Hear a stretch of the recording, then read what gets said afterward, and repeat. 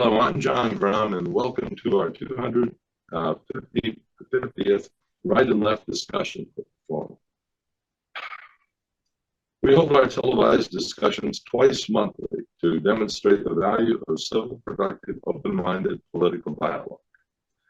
Today, our panel will discuss whether all eligible voters should be encouraged to vote. I'm going to repeat that just so that you understand. Today, our panel will discuss whether all eligible citizens should be encouraged to vote. Today's discussion begins with Susan Hanlon, current member of the Wadsworth City Council and retired Dean of the College of Business at the University of Akron, followed by Tom Finley, retired Vice President of Human Resources Development at Rubbermaid Incorporated, then Patty Haskins, former member of the Wadsworth City Council and a retired member of the faculty of Wadsworth Senior High School. Susan, do you think everyone should be urged to vote regardless of their reasons for voting?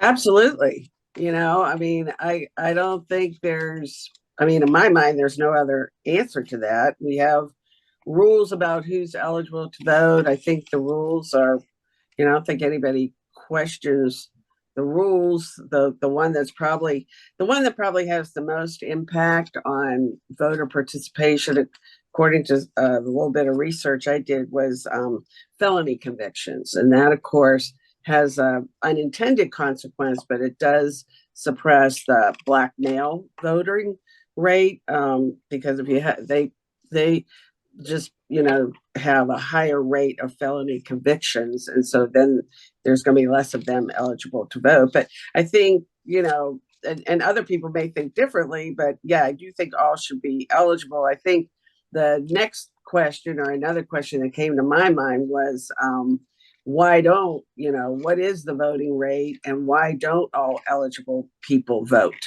And it's interesting, what I found out was that the United States, we have one of the lower rates of age, people that are of voting age.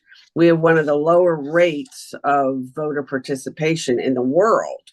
However, we have one of the very highest, like about the second, maybe even the first, of registered voters. And our system, and that's where the variation comes in, is about registration. And there are some countries, well, a lot of countries, the federal government handles registration as opposed to the states. So one of the things in this country, if you move from state to state, every state might be a little bit different in terms of how you get registered to vote. Nebraska, and I didn't know this, not Nebraska, North Dakota, they have no registration required. But then when you look at their, and some people say, oh, it's too hard to register, that's why people don't vote.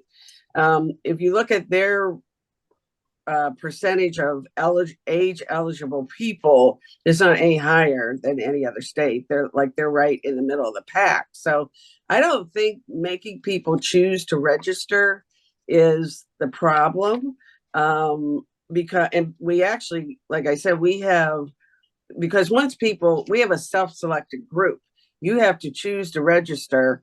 And in the 2020 election, 94% of people who were registered voted. And actually our voter turnout is, in 2020, was the highest it's been in decades.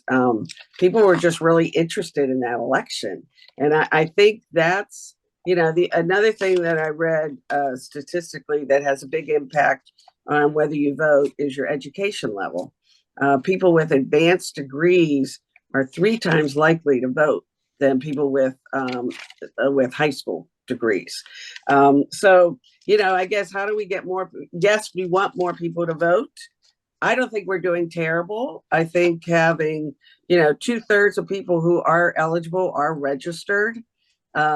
That to me is not bad. It certainly could be better, and we should have more people registered to vote. But other than that, I mean, get more people educated, address. I do think we need to, I don't know what can we, how people feel about the felony conviction thing. Women vote more than men, according to the 2020, according to longitudinal data. But I think we should have more people vote. We should encourage people to register to vote. I think that might be a good question. I'd be interested in people's ideas about how can we get more people to register. What do you think, Tom? The idea of informing people about how many have voted is a good idea and should lead to a program of promoting the statistic and using it to encourage future votes or voting to be greater. So that's the first reaction I have to that. Patty? Well, to me, being able to vote is such a privilege, and with it carries responsibility. And I think that we as citizens should accept that responsibility and exercise our right to vote because it is so special. I mean, if we look at the original Constitution, not everyone was entitled to vote. Right. You had to be a landowner to be able to vote. You had to be white. You had to be a male. It wasn't till 1870 that the African American male was given the right to vote. Of course, there were all kinds of problems with that. Susan and I could not vote until 1920. Of course, we weren't around then, but we did not have that right until 1920. And really, the United States was not one of the first countries to give women the right to vote. And over the years, many, many people have fought for that right to be able to vote. So now that we have it, I think it is important that we use it. Now, there are those that feel that in order to vote, you should be more informed. And if you're not informed, you should not vote. Now, while I would encourage everyone to become an informed voter, that is not a restriction that I would want to place upon the ability to vote. Then that could evolve into, well, if you vote my way, you can vote, but if you don't, you can't vote. I don't think that we need to put more restrictions on the ability to vote. I know that when I turned 18, I was not able to vote because the legal voting age in the country was still 21 at that point. And it wasn't until a few years later that I could vote. And I was very grateful for that when in 1971 they changed that rule. Susan, you mentioned the deal with felonies. I think one of the rules with that is in most states, because this came up in Florida this past election, I believe it was, that if you have committed a felony and served your sentence, you can earn back the right to vote. Now, I do not know if that's the case in all states. This was brought up in the case. The reason I recognize this, there was information on television about the fact that there was a woman that had been had committed a felony, was convicted of the crime. She had served her sentence and had received notice that she was eligible to vote. And then when she went to vote, they arrested her for it because there was some confusion in the law as to whether or not she could vote. Wow. I haven't heard how that's turned out since, but there are some things that can make you lose that privilege. And I do not feel that if you are in jail convicted of a felony that you have the right to vote. You've lost your freedom to live outside in the community. And I feel that you have lost that ability to vote and the privilege to be able to vote. One of the things you talked about the participation rate and so forth. One of the things I would like to see, however, is a much larger participation in local elections. Yeah. And in state elections, yeah, we have high turnouts when it's a presidential election, or sometimes if there's a state election, but people seem to ignore local elections. And, you know, very honestly, those local elections are the things that are going to affect you the most, because those are the people that are governing the rules within your community. And you will see a direct effect upon your community dependent upon local elections. So if I wanted to encourage more people to vote, it would be definitely for those local elections. I think that the states should be passing law relative to curriculum in schools to require the voting procedure process be taught to children, and in fact modeled in schools. Patty, you will recall that we had student council and student government as a basic part of the curriculum when you attended schools and where I was the principal of. And it was a natural way in which to involve children in this. In fact, we did not require the student council president to attend school, and the student council president was invited to participate in staff meetings.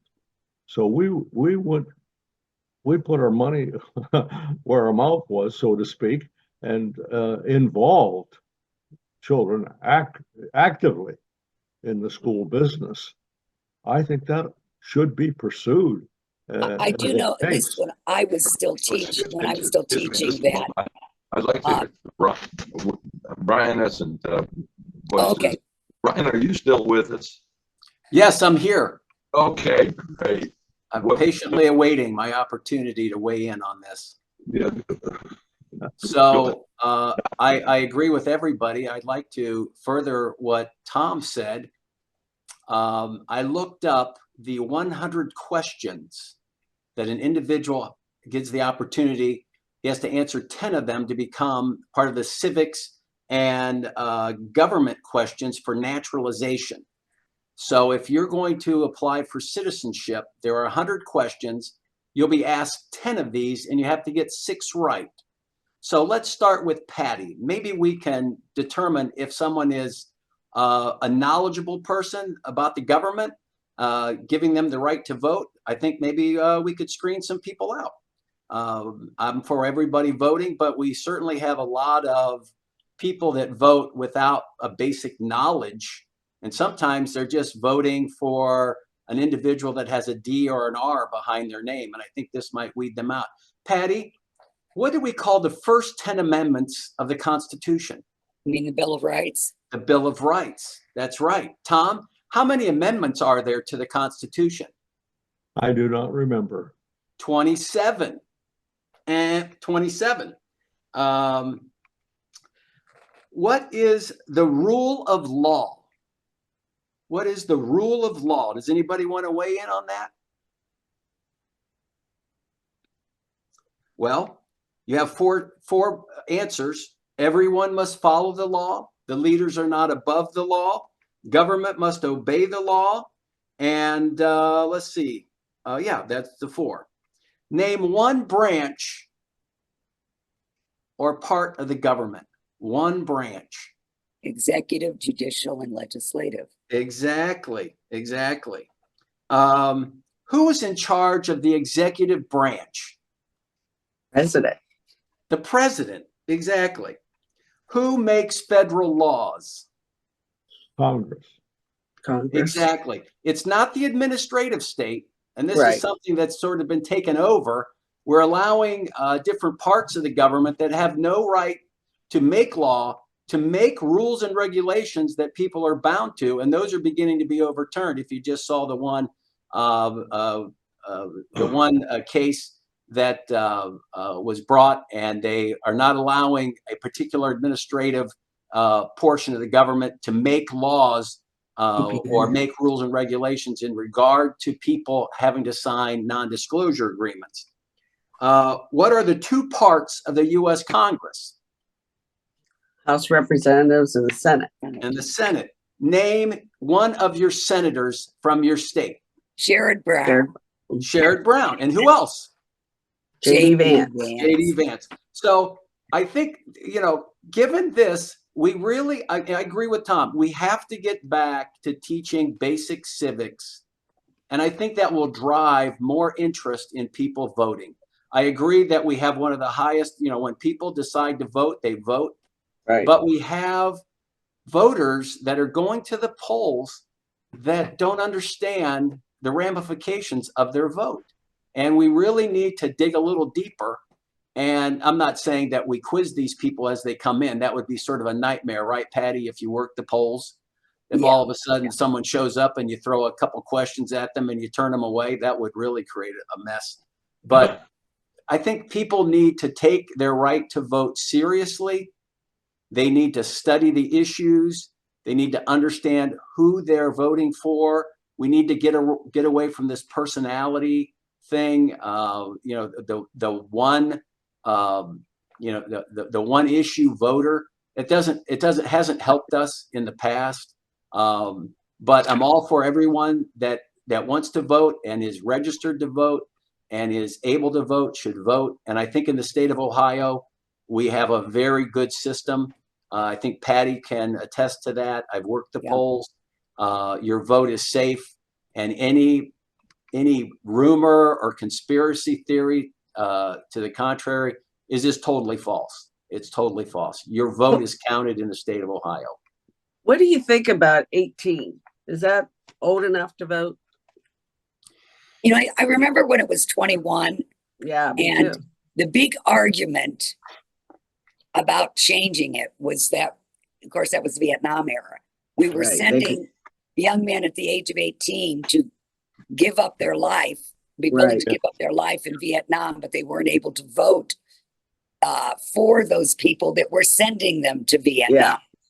And to me, that was a pretty good argument right there.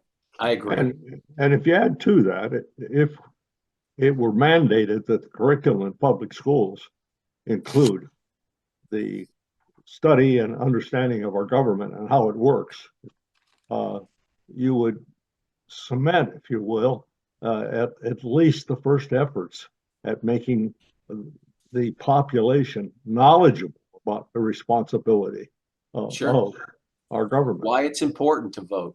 Yes. At least when I was still teaching, government class was required, and I believe it is still required. Yeah, I do too. My next door neighbor is a high school history and government teacher, so they do that. Yeah. And hopefully by the end of their school year, they'll be able to answer at least 10 of those questions. Right. Right. I would urge you. I introduced it earlier in the middle school, and quite successfully, if you will, based upon the way it was received by staff and the council and parents. So it was a real plus for me as a principal in terms of getting feedback that said, well done, Finley, well done. And yeah, I agree. I mean, I've seen that with my grandkids in elementary school, that they run mock elections, and it's not so much to persuade them to vote for a candidate or anything of that sort, but it's more just, as Tom said, to introduce them to the idea of voting and understand the importance that lies with it. Yeah. Now, I do think that's one of the challenges of elections is, they know there are, we've created one issue voters. Our parties have created one issue voters, and they know that, and they encourage that, and I feel like the politicians play to the lowest common denominator. I mean, sometimes their ads and even the printed material they put out, you just look at it and you're like, how stupid do you think I am? Yeah. Yeah. And they think you're pretty stupid. I think they do. That's and it. So, they really do. Yeah. They really do. They it's like, really, you think I'm gonna believe this? And and it's a shame because there are a lot of uninformed voters. And Tom, you mentioned, family and parents. And again, I think that's another one of those things that, the parents play an important role. If you model that behavior of voting, and kids are going to say, why are you voting? Who did you vote for? Why did you? I mean, they have millions of questions, right? And if you answer those questions and you start to teach them, I think that would help. But one of the things I read, we complain about the millennials so much, but their voting rate is the same as the couple generations before them. So, something happens. You grow up, you begin to realize, your vote matters and how lucky you are, like you said, Patty, how privileged we are to have the right to vote. I remember when I was at the University of Akron in the College of Business, and I met a lot of international students, and I would talk to them, about why, especially I remember I met these guys from Libya. And I said, what do you want in Libya? And they said, all we want is a constitution and to be able to vote. They were young men, and that was what they wanted. And you couldn't help think, oh, we have that here. It's pretty much given to us and people don't treasure it, Yeah. We live in one of the most fortunate countries ever in the history of the world. When you think of the first world problems that people complain about. Yes. I mean, you go to, I was listening to this podcast. What is it? Like 90% of North Korea, there's no electric. Oh, none, no water, no plumbing. Here we get up, we flip the switch, and if the light flickers, people are just, they lose their mind. If the power goes out during a storm for a half hour, I mean, Facebook is lit up with people complaining because it's dark. You're going to be sleeping anyway. So what's the deal? I really feel that, people need to really appreciate the opportunity that we have to vote. We live in a very free country, and some of these marginal issues, and they're important to some, but the things that you see and will begin to see coming through your mailbox about the other people, and it's sad that they think that we're all stupid, and the only way, democracy hangs in the balance if so-and-so and that stuff. I just think we need to get away and have informed voters, and have heavy civics lessons for kids, student councils, things of that nature. It will always help and get them involved in the community. The other big thing is, in this country, we try to make it easy for people to vote. yeah. And we don't, in some countries, it's amazing. People will wait in line. Of course, they do here sometimes too, but hours and hours and hours, and they will walk X miles in order to get to a location to vote. And now, we've got every known convenience in order to be able to vote, including being able to get it in the mail and just mail it off to somebody. So you don't even have to leave your house. That's exactly my point. To not exercise their right to vote when it is so accessible, to me, is just very sad. I think in the first example of people in third world countries is that they value the voting very, very much. And it is a thing of value, but if you make it easier and easier and easier, like you just mentioned, Patty, you're attracting a lot of people who don't value the vote. When you send people into nursing homes with ballots, it's not a thing of value. You must know something about the candidates. You must care. But I think that I would not encourage everyone to vote. I would encourage everyone to find out what they're voting for. I would encourage everyone to have an opinion, but I wouldn't encourage them to vote if all those things are missing. If I may, this is kind of almost confession time. I was going to become a superintendent of schools, and I was going to put in the curriculum, the voting procedure, et cetera, the responsibility of a student to become a citizen, and make that a part of curriculum throughout the school system. I quit after 20 years and became superintendent of schools, a Rubbermaid, and did staffing and all of that sort of thing. And that dream went by the wayside.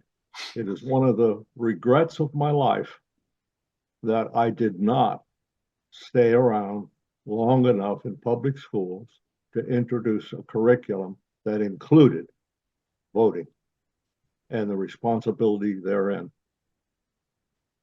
Confession. I think I hear an undertone from all of you that you regard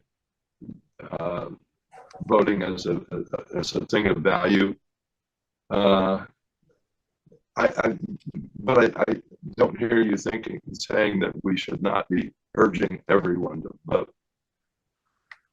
Am I reading the panel correct? I think it's a dual thing. We're encouraging everyone to vote. We're also encouraging them to try to be informed voters. Yeah. Yes. I would never tell somebody not to vote. I don't care No. who they're voting for or how they're or why. I would never tell somebody not to vote. Yes. Right. And I would never ask them how they voted either. I mean, it's your own private business. Yes. Well, I would encourage our friends on the other side of the aisle to stop the voting altogether. well, no, stop basically sending those things to the cemeteries, those absentee ballots to the cemeteries. You know, I think that they're, you know, the Chicago thing, vote early and often, and especially when you're dead. So just want to interject a little. Brian. Try again, Brian. Like I think it was hilarious that early vote often, right? we're going to have to sign Yes. off that good piece of humor. So we'll Sorry see about you that. in about 2 weeks, and hopefully I'll have my voice back and a picture by then. Yeah. Thank you very much. You are watching WCTV, Wadsworth Community Television.